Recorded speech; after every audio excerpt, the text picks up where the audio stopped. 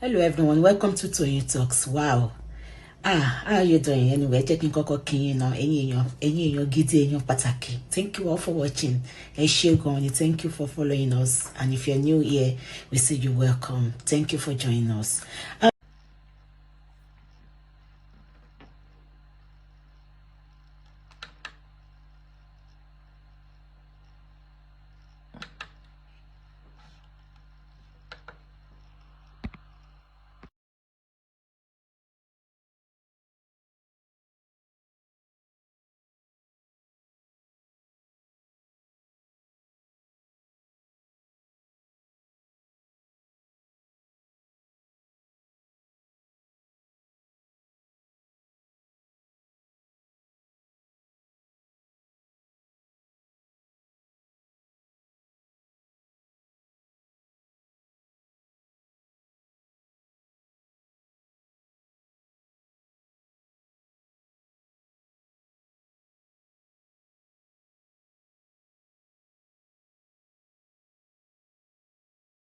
Good morning, ẹ kú òwúrọ̀. Mo kí wa pé ẹ kú òwúrọ̀ níbi tí ẹ bá ti ń gbọ́ wa.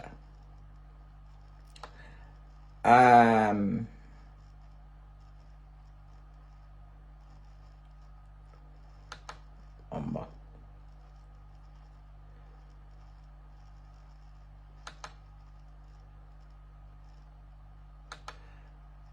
Tí ẹ bá ń gbọ́ wa,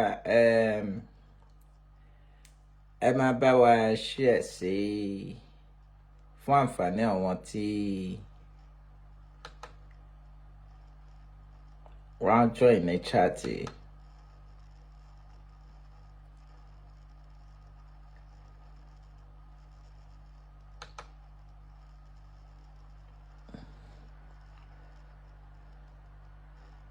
Mo rí pé àwọn èèyàn kan wà tí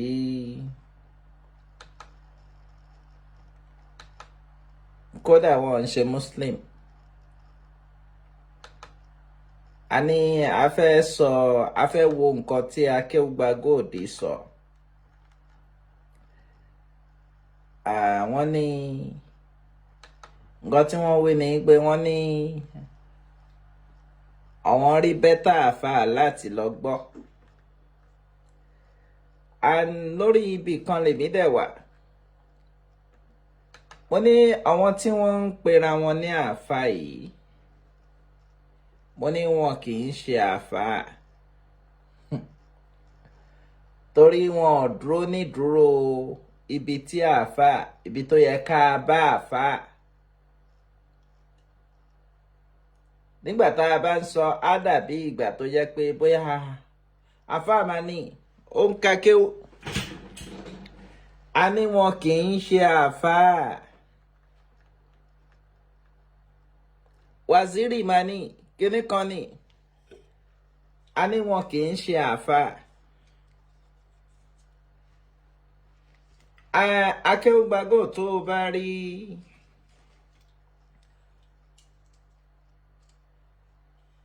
rí tọ́pìkì, wà á rí pé Akewuegbagold ti wá ìrànlọ́wọ́ lọ bá àwọn oníṣẹ̀ṣe.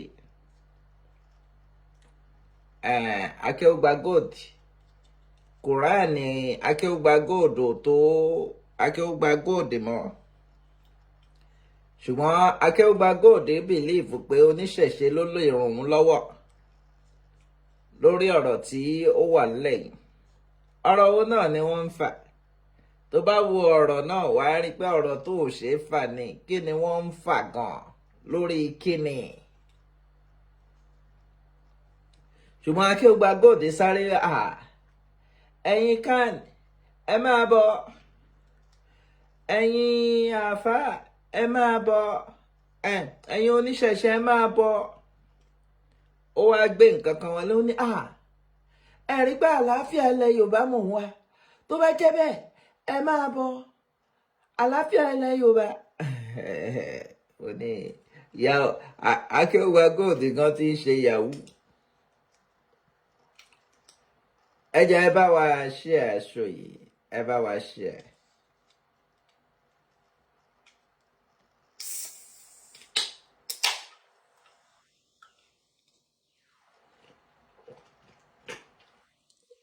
ẹ̀yin tá ẹ bá ń gbọ́ wa ẹ bá wa ṣí ẹ̀ṣọ́ yìí.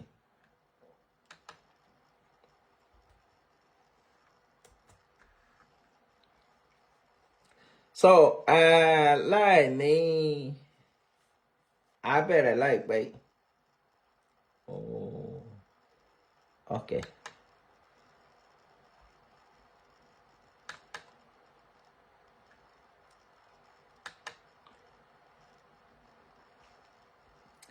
Torí nǹkan tèmi mọ̀ ní pé àwọn àáfàá máa sọ̀rọ̀ wọ́n ní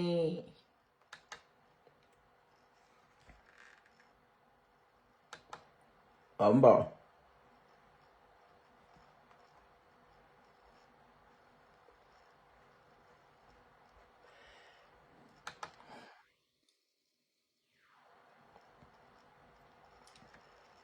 Àní ẹ bá wa ṣí ẹ̀ṣọ́ yìí.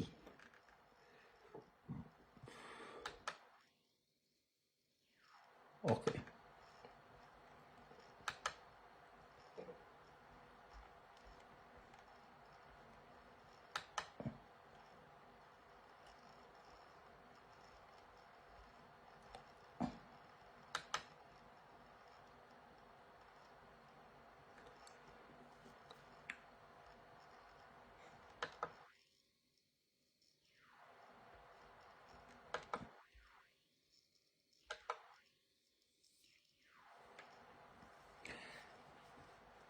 Ṣe rí àwọn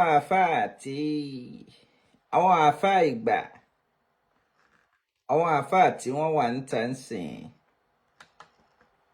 nǹkan tí oníkálùkù wọn fẹ́ jẹ òun ni wọ́n ń wá. Gbọ́ mi yé o, nǹkan tí wọ́n fẹ́ jẹ òun ni wọ́n ń wá. Àwọn àáfàá máa sọ fún yín, nínú wọn ni o, kò ń ṣe gbogbo wọn. Wọ́n á máa sọ fún yín pé tí èèyàn bá ń wá ìrànlọ́wọ́, àwa ní kó wá ìrànlọ́wọ́ lọ sí ọ̀dọ̀ Ọlọ́run. Ṣùgbọ́n ńgbà tí Akewuegbagold ń wá ìrànlọ́wọ́, kí ló ṣe?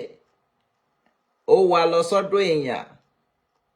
Wọ́n ní Kùránì sọ pé tó o bá ń wá ìrànlọ́wọ́, wàá wá lọ sọ́dọ̀ Ọlọ́run. Tí Akewuegbagold bá tiẹ̀ wá pé bàbá má mọ ṣubú, ẹ máa bọ̀, ẹ dìde. Bàbá má mọ Ọ̀fà, ẹ dìde. Bàbá má mọ Èkìtì, ẹ dìde. Ṣùgbọ́n Akewuegbagold wá, ó kọjá abẹ yẹn, ó ní náà. Ibi tí à ń wá ràn lọ́wọ́ lọ, ọ̀dọ̀ oníṣẹ̀ṣe ni. Ẹ̀yin oníṣẹ̀ṣe, mo dẹ̀ láìkí response oníṣẹ̀ṣe sí Akewuegbagold. Ẹ jẹ́ agbọ́rọ̀ Akewuegbagold. Waziri le warizin. Ṣé bó ṣe ń pè yín nìyẹn? Ẹ jẹ́ agbọ́rọ̀ wọn. Wọ́n tó sọ pé sìn tiẹ̀ nìkan ni ó wà láyé. A ní dẹ̀sìn pọ̀ ní ìtí mò ń wí láti jọ́ yìí. Ariwo tí mò ń pa náà rè pé ẹjẹ́ àjọ gbé lálàáfíà. A ní dẹ̀sìn pọ̀ ní orúkọ bú. Ìwọ tó ní ẹ̀sìn tiẹ̀ nìkan ló wà láyé.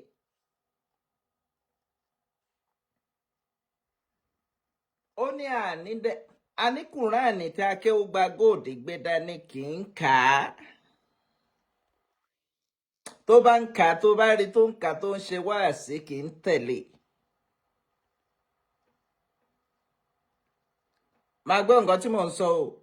Ṣé rí àwọn àáfàá kan wà, àwọn àáfàá àtànà. Ṣé rí àwọn tí wọ́n ń pera wọn láàfáà ń sìn, jàǹdùkú ni wọ́n kì í ṣàfáà.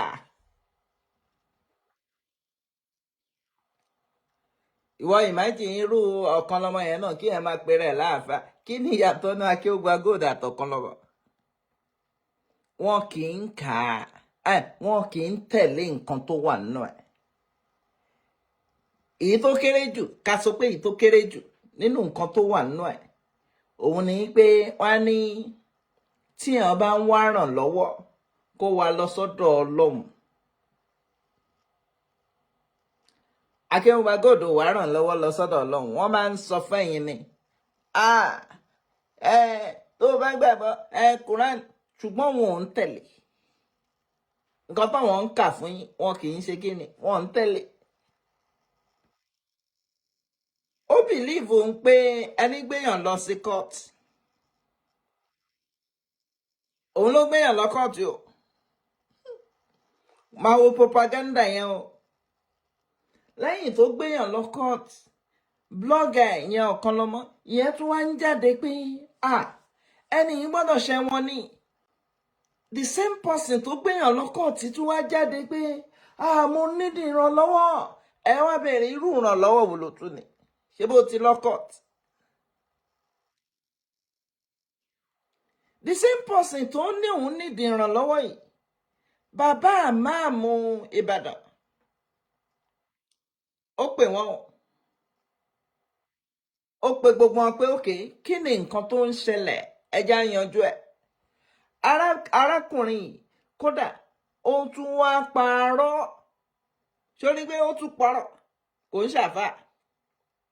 ó wá ń sọ fún àwọn bàbá àmáàmù yẹn pé ọkọ̀ mi bàjẹ́ lọ́nà ni tó bá rántí pé mo sọ ọkàn mi bàjẹ́ lọ́nà ni mo ti fẹ́ débẹ̀ ó bàjẹ́ lọ́nà ni ó wá rí i pé òun náà sọ ó padà tún sọ ó ẹ wá wò ó pé kí ló dé tó ń porọ́ ṣáà máa ń bá àáfà nídìí irọ́ ni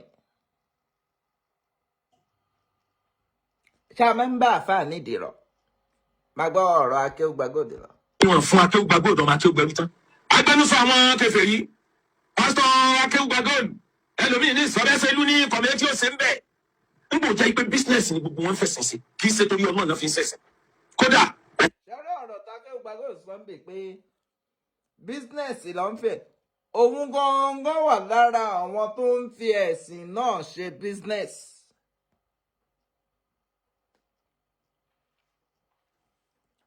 ó wà lára àwọn tó ń fi ẹ̀sìn ṣe bísínẹ́sì ṣùgbọ́n wọ́n ń pọ́ka bísínẹ́sì làwọn kan fi ń ṣe bísínẹ́sì lòun fi ń ṣe o.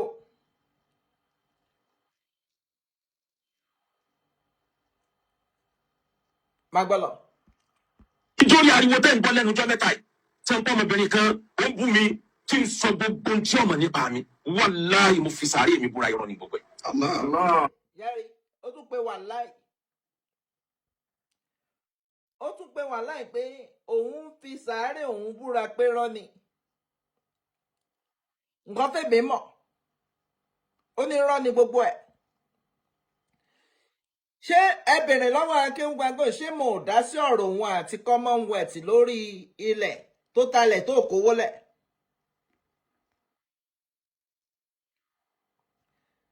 lára nǹkan tí Akewuegbagold sọ nìyẹn ọmọ obìnrin tó sọ ọ̀rẹ́ ni wọ́n Alájà Kaula ló ń sọ.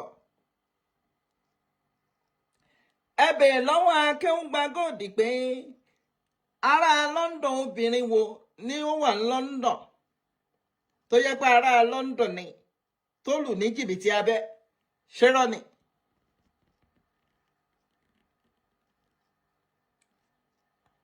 Akewuegbagold ṣé irọ́ ni kò ń ṣe rọ́. àwọn ẹwà ń wọ́kọ ẹwà ń wáyà ọ̀kan lọ́mọ náà jẹ́ káwọn èèyàn mọ̀ pé kò ń ṣe rọ́. tó bá dẹ̀ jẹ́ pé ṣé ká máa gbé àwọn ẹ̀rí yẹn jáde ká máa fi ṣe tẹ́ bá ti jẹ sàrì tán ká fi ṣìnà. bàbá Akewuegbagold torí ó ní irọ́ nísìn kò ń ṣe rọ́. arábìnrin yìí tún ní Akewuegbagold fi àáké síngbẹ́rẹ́ ní orí láti iwájú orí sẹ́yìn báwo ló ṣe jẹ́rọ̀ èmi ní ẹnu Alájà Kaula kọ́ mo ti gbọ́. ọ̀rọ̀ tá à ń sọ yìí pé Akewuegbagold fi àáké síngbẹ́rẹ́ mo fi Ọlọ́run búra ẹnu Alájà Kaula in fact lẹ́yìn bí Alájà Kaula ṣe sọ mo ti gbọ́ níbì kan. nǹkan tá à ń sọ ni pé tíyàn bá bá rẹ̀ ní àáfàá bàbá àmàmù Ọ̀fà ṣé ẹ bá bàbá àmàmù Ọ̀fà tọ́wọ́ ní oníwàásí ni bàbá àmàmù Ọ̀fà ṣé ẹ bá nínú pé allegation irú àwọn allegation yìí ìmáàmù Òṣogbo àbí Ọ̀ṣun dẹ̀ ni ẹ bá nínú allegation yìí ìmáàmù gbogbo àwọn ìmáàmù mélòó la rí tí wọ́n fi irú allegation yìí kàn.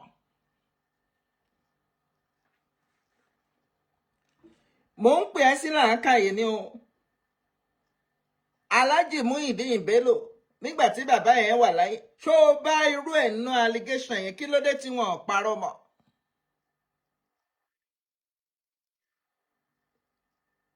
náà ẹ jẹ́ a máa fi làákàyè gbọ́rọ̀ ó ṣe wá jẹ́ pé wọ́n wá wo gbogbo àwọn àáfàá wọ́n á rí i pé ẹ jẹ́ a mú Akewuegbagold ká wá parú rọ́ yẹn mọ́. ṣebí èmi ti sọ èyí tí èmi mọ̀ èyí tèmi mọ̀ lèmi sọ yẹn. Akewuegbagold wá ní irọ́ ni ó tún pé wàláì mo fi sàárè mi búra ṣé ẹ̀ ń fi ṣáàfà máa ń fi sàárè búra àní ẹ̀ ń tẹ̀lé ṣé wọ́n ní tí wọ́n bá ti fẹ́ búra kó fi sàárè búra.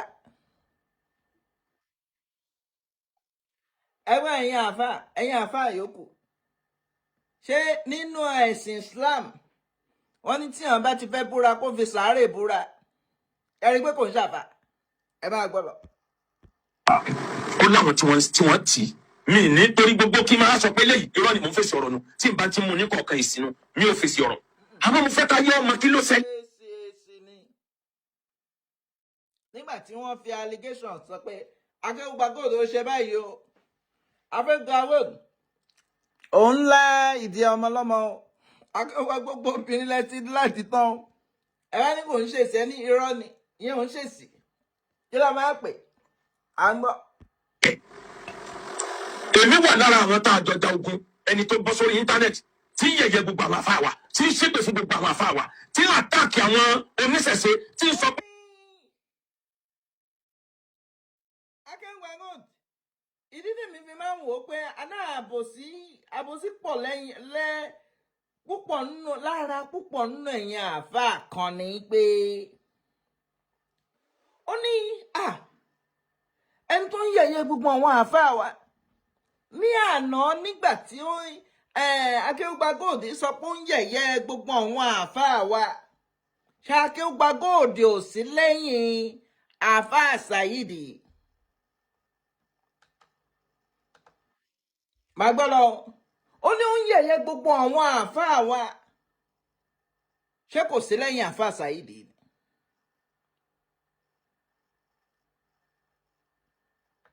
èmi ń béèrè ìbéèrè pé ṣé kò sí lẹ́yìn ẹni tó sọ pé ó ń yẹ̀yẹ́ àwọn àáfàá wa. àáfàá